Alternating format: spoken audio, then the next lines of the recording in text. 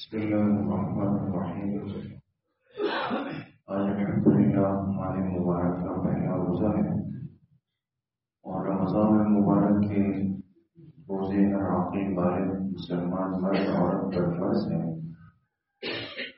اور کسی بھی فرض عمل میں قبولیت کے لیے ضروری ہے کہ انسان نے اس میں یہ نیت کی ہوئی ہو کہ میں یہ عمل اللہ کی ذات کی رضا کے لیے کر رہا ہوں۔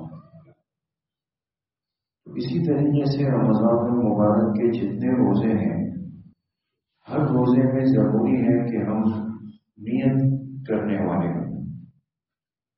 البتہ زبان سے نیت کرنا ضروری نہیں، بہتر ہے، اور اصل میں تو نیت نام ہے دل کے ارادے کا۔ اس لیے ایک بندہ اٹھ جائے، اسی ارادے سے سحری میں اٹھا ہے کہ میں روزہ رکھنا چاہتا ہوں، تو یہ دل کی نیت اور ارادہ یہ بھی کافی ہے۔ بلکہ یہاں تک لکھا کہ ایک بندہ سحری کے لیے اٹھ گیا تو اس کا سحری کے لیے اٹھنا ہی روزے کی نیت کے قائم مقام خود بن جائے گا۔ البتہ اگر زبان سے کہہ دے ایک دفعہ کہ میں روزے کی نیت کرتا ہوں، تو ایسا کرنا افضل اور بہتر ہوگا۔ اسی طریقے سے اگر کوئی شخص رات کو سوتے ہوئے یہ بول دے کہ میں کل کے روزے کی نیت کرتا ہوں، رات کو سوتے ہوئے، پھر اللہ کی شان اس کی آنکھ کھلی نہیں، سحری میں بھی نہیں، فجر میں بھی نہیں، خدا نخواستہ، تو وہ جو رات کی نیت اس نے کی تھی وہ نیت بھی اس کے لیے کافی ہو جائے گی۔ بات سمجھ رہے ہیں؟ وہ نیت بھی اس کے لیے کافی ہو جائے گی، دوبارہ سے نیت کرنا کوئی ضروری نہیں ہوگا۔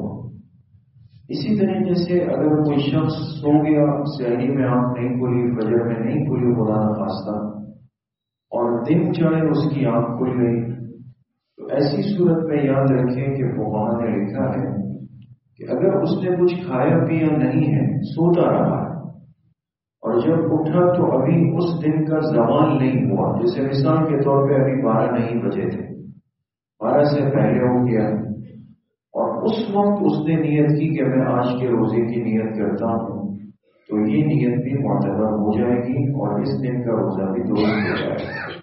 البتہ یہ اتنی تاخیر سے ہوگا کہ زوال کا وقت گزر چکا ہے، زوال ہو چکی ہے، تو پھر اسے اس روزے کی قضا کرنی پڑے گی۔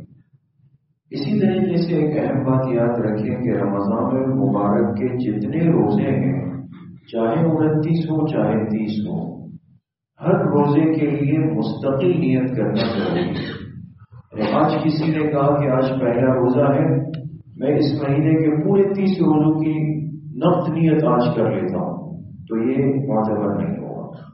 ہر روزے کے لیے مستقل اس دن کی نیت کرنا ضروری ہے، چاہے زبان سے کر لیں اور چاہے دل سے کر لیں، تو دونوں صورتیں درست ہیں۔ اللہ پاک سے عمل کی توفیق نصیب فرمائے۔ الحمدللہ۔